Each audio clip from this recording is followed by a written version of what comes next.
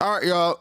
One Piece SBS Volume 112 just released, and I think Oda just confirmed that Scopper is that man. I'll elaborate on my thoughts when we get there, but I think it's a lot of important conversations to be had, some unimportant conversations to be had as well, just for the fun of it, and we're gonna have some fun today. So buckle in, let's tackle the SBS 112. A lot of narratives being thrown around, and I'm here to further them. Let's do it. So, first question, and again, my source is Arter from the Library of Ahara. Shout out to Arter, my guy. So here we go. Oda introduces Vegapunk's cousin Vegapants and his home island of Pants Hazard. Vegapants is the son of the younger brother of Vegapunk's father, who lives on the island south of Bulgamore, Vegapunk's homeland, I thought it was Baltimore, called Pants Hazard, an island where the locals have cultural tradition of wearing female underwear or panties on their heads. Although they are known for being earnest and diligent, the island itself is cut off from the rest of the world. That sure brings me back. All right, this is Oda making some stuff up. There's Vegapants, and he's the younger He's the younger brother of Vegapunk's father, Pants Hazard. All right, next question. I don't know, bro. Here's the thing. There's a part of me that's saying, this is ridiculous. What am I reading? But there's a part of me that's like, this is One Piece. This is what I'm supposed to be reading, right? So I'm just, that's where I am with it. Vegapants, Pants Hazard. I gotta admit, it's kind of clever. All right, I gotta admit, it's kind of clever. So, let's get to the next question. Vegapants. I can't believe this. So, next question. Oda confirms that the animals of Elbaph are in fact the same that appear evolved in Strong World, and claims this definitely isn't because he was too lazy to come up with new designs. So yeah, same islands, same animals, just evolved from Strong World. And yeah, Oda was probably too lazy to come up with new designs. It was just like, why even come up with new designs when we have like a bunch of animal designs that we can just pull from? You know, just work smarter, not harder.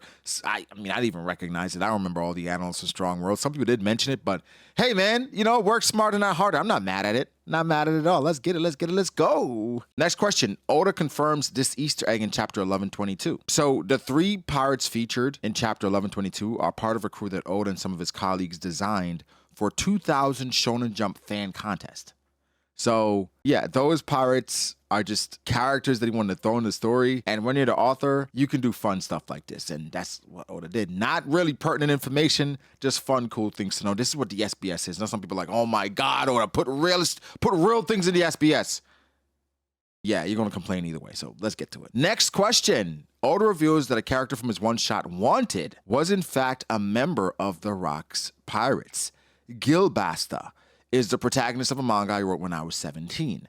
How did you notice it was him? LOL. Anyway, the corpse of this Gilbastar, who pertained to the Rock's Pirates, was retrieved by Gecko Moria. So he also appears in chapter 450 during the Thriller Bark arc, but don't worry if you didn't notice this detail. So shout out to Oda. I think Oda is the type of author that a lot of people wish they could be, considering that he can pull from older or different material, put it in one piece, and just have fun with it, right? I'm just pulling from my life, and it's a beautiful thing. So I absolutely love this. And I mean, something that people have referenced and talked about, like, yo, who is this guy? Who is this man? That's so dope to pull somebody from a previous manga and make him one of the members of one of the more prestigious groups in One Piece. That's fantastic, bro. How can you not love that? Oda reveals it's actually spelled Scopper Gaban, still pronounced like Gaban, as he claims he took the name directly from French actor John Gaban.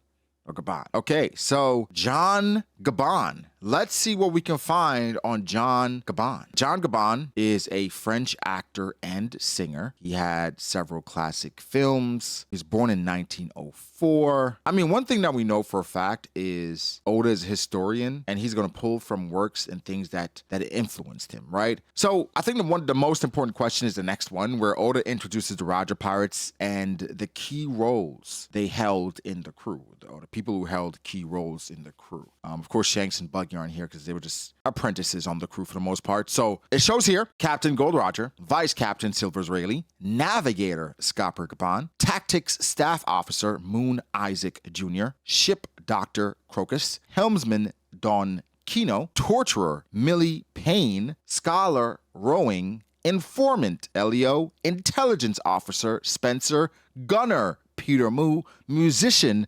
Jackson Banner, Shipwright Blue Marine. All right, I have several questions. First thing, Why do we have a torturer? I understand why it's necessary considering Roger was chasing after information. And what I love about this is that it is highlighting the different dynamics of the crews and why they're formatted and formulated a lot differently than the Straw Hats. So, for instance, right, we know Captain, Vice Captain, Navigator, really important, right? A tactics staff officer. Here's the thing. The Straw Hats, they don't really have as key defined roles as much. Like, they do, but for the most part, like with the musician, the helmsman, we have a doctor, but Nico Robbins, she's the researcher, basically archaeologist. Some could say historian as well. Intelligence officer is interesting, right? That's very interesting. Where rowing, in this case, is somewhat similar. He's a scholar. Intelligence officer, that's somebody that basically they research what's going on in the world and kind of keep them on task. Like, hey, this is what we need to do. This is probably best for our route, etc. Working with the navigator as best as possible. Informant. What kind of group? What are y'all running over there in the Roger Pirates? The informant? I guess for him, he makes sure things like Thatch doesn't happen with Blackbeard, right? The informant, unless he was working with the world government and he was a part of their crew, but he infiltrated. Like, for instance, Virgo, right? Virgo was a vice admiral. Was he considered an informant? And then we have musician, shipwright, of course, important. Torturer. Again, the crews, this is the crew that found the One Piece, right? And so for this crew, things are a bit different and a bit more difficult. So information is at a premium. Right? So at the end of the day, having a torturer is key where we're trying to forge a path. And so at the end of the day, we need to be a bit more steadfast, a bit more forthright than even the pirates of today, because the path has already been forged. They know they have to get the poneglyphs, but they're forging the path. Intelligence officer, figuring things out. Tactics staff officer, right? They have to make sure that things are aligned and on point. And for Roger, he understands that, hey, I have a duty and I understand what the things are that I need to do. And I want to make sure everything is handled the best way possible. Here's my issue with this entire thing. And here's why Roger probably died. No cook. There's no cook. Now, I was seeing people peddle a narrative saying that, hey, the Pirate King's crew didn't have a cook. Now we see how important Sanji is to the Straw Hats. Not needed. This is probably why he died. Nutritional value, 0. Absolutely 0. Bro, for what it's worth, everybody else probably dead. Moon, Millie, Don Kino, Blue Marine, Jackson, Peter Moo, Spencer, I thought Spencer was a girl, Ilio, Rowing, all gone from bad food on the seas. Probably not. However, that is interesting. Oda could have easily made any of these people a cook. He said no. I wonder if he's going to say or use that as an excuse or a reason why the Roger Pirates essentially I don't think Roger got sick from food, right?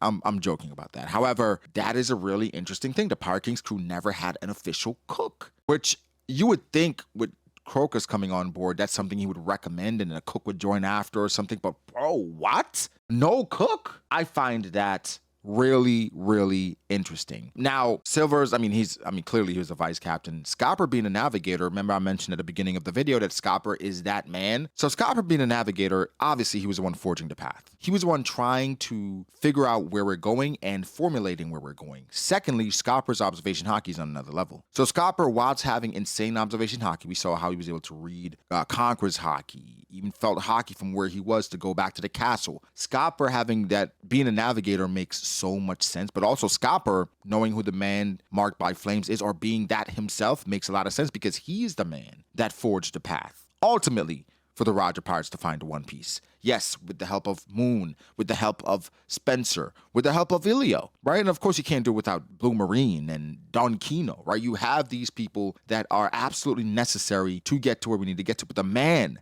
that was responsible for forging that path that they ultimately followed is Scopper Gaban. So more than likely, Scopper Gaban is either the man marked by flames or Scopper Gaban is the man who knows who the man is marked by flames, where he probably entrusted the poneglyph to, because Scopper Gaban is the man who found the One Piece. Yes, it's Gold Roger. He's the captain. He's the face. But the man who forged the path, of course, Roger probably more than likely made the decisions with the help of Scopper and really. But man, this, in my opinion, elevates Scopper Gaban so much narratively for the story and its purposes.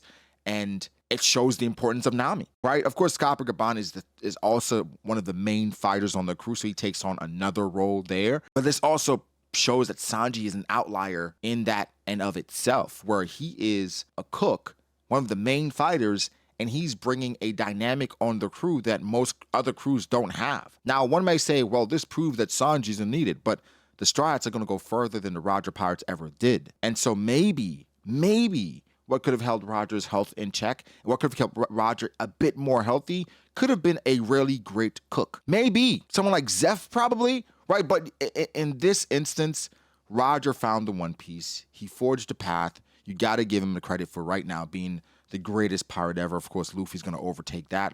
Some may argue Luffy's already greater, but I think just seeing this crew, seeing how they're formulated, the different roles, I love it because it's someone dispelling the narrative of just direct parallels. Direct parallels are interesting, but it's not necessary, right? Scopper Gaban is not Sanji. Sanji's not Scopper Gaban. He was a navigator. Sanji's a cook.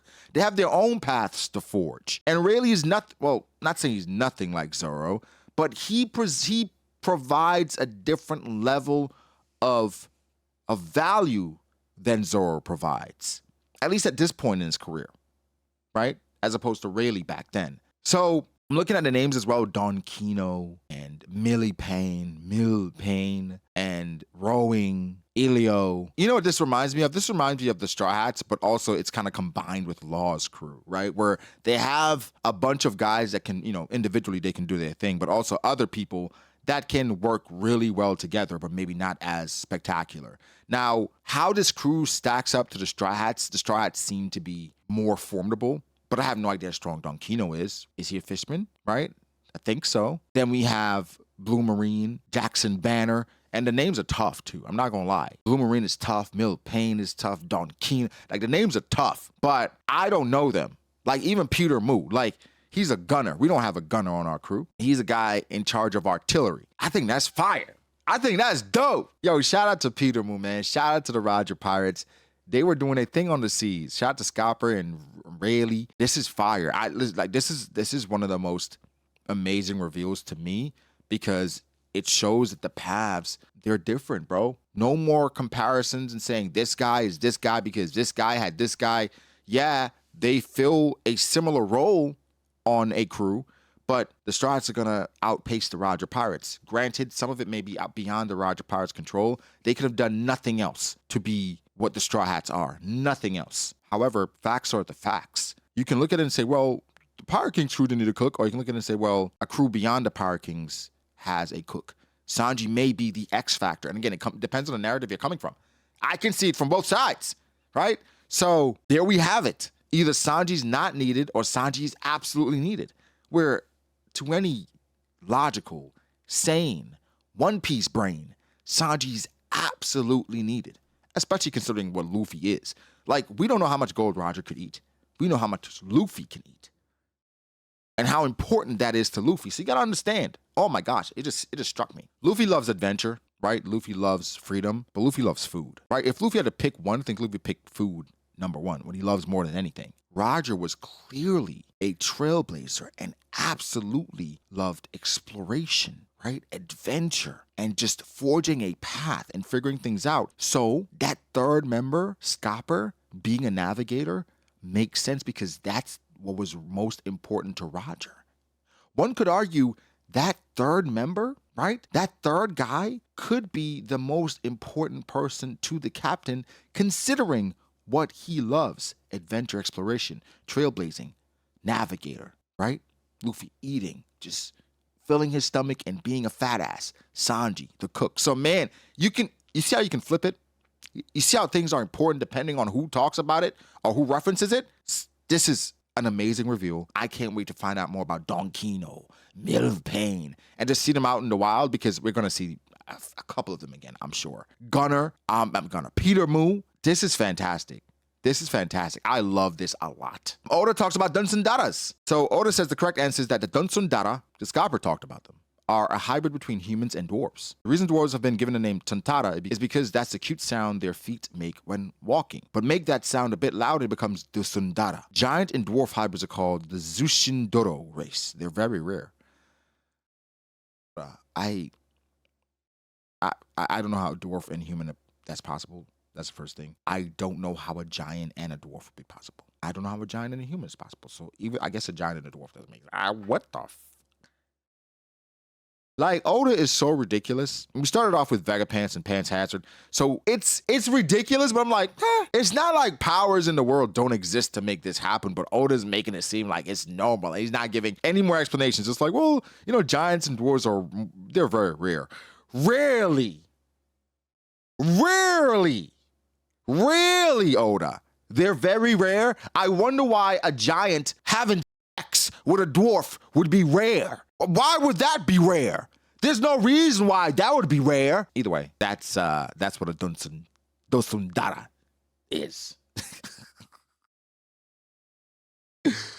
Oh my gosh. Next is information about the new giant warrior pirates. Just basically their kid forms and their position, height, age, favorite food. Hyruden, he's 81, favorite food meatballs. He's a captain. Stannison's a shipwright, same age, favorite food is battlefield rations. He likes leftovers from that. That's crazy. Gerd is a doctor. She's 75, hamburger and macaroni. Goldberg is the cook, and he's 63. He likes roast lamb. And Rhoda is a navigator. He likes berry pie. He's the same age as Gold. Nice, cool information. Oda claims that Gunko isn't actually showing her underwear, but it's all part of her jacket, where the hems stretch out to cover the underside like a swimsuit. He says that Egghead outfits are the same. Oh. Well, that makes it better. Oda explains how Loki's voice recognition Denden Mushi works. Loki was restrained, so he obviously couldn't move his hands. But even if you can't use your hands to answer, this Denden Mushi can slightly recognize the human language and can make a call that way. Think of it like saying, hey Siri, when you want to make a call. So Oda is updating the Denden Mushis as the world updates as well. We have an AI, Snow, transponder, snail. I'm not mad at that. I mean, it's something that we did talk about slightly when the chapter came out, where it's like, this is a different type of Denden Mushi, but Oda's elaborated on the small things. I mean, I think that's one of the things about One Piece that you absolutely love is the details. And the devil is in the details and how important that is to the overall arcing story, right? Where if the details aren't right or the details don't make sense, everything else wouldn't make sense. So Oda is really focusing on hammering out the details for us to make sense of everything, because that's how we do. We're One Piece fans. We obsess over the smallest things, and that's the same thing. Yeah, so that's it for volume 112. My favorite thing by far was the Roger Pirates and their roles. Again, I gotta say, Scopper Gaban, we are definitely gonna have a conversation with him about the One Piece, where to go next, the man marked by flames, the next poneglyph, because that guy, he's the one. Like, and I don't want to make it seem like he's more important than Roger. However, he's the navigator for the Pirate King's crew. There's nobody else, not even Roger. There's nobody else you'd rather talk to about finding the One Piece more than Scopper Gaban. Nobody else. Oh my gosh, this is big. But yeah, shout out to Scopper. I can't wait for that conversation at the end of the arc when Luffy asks Scopper, like, hey man, like, I want to know more about... It's going to happen. But guys, give me your thoughts. How do you feel about the SBS? Very much simple things. I think things that you could argue there are different ways to reveal this information in the regular story, right? Even when a helmsman gets revealed, Don Kino could have come up in some way, or like Scopper Gaban being a navigator with Nami and her influences. But I don't mind it this way, where it's bringing value to the SBS as well, and it's going to play out in the actual story. So guys, give me thoughts. Make sure to like the video if you did. Subscribe to the channel for my content like this. Follow me on Twitter, BD.A. Follow me on Instagram, BD.A. Thanks to my patrons. I appreciate you guys so much. We'll catch you guys in the next one. Peace.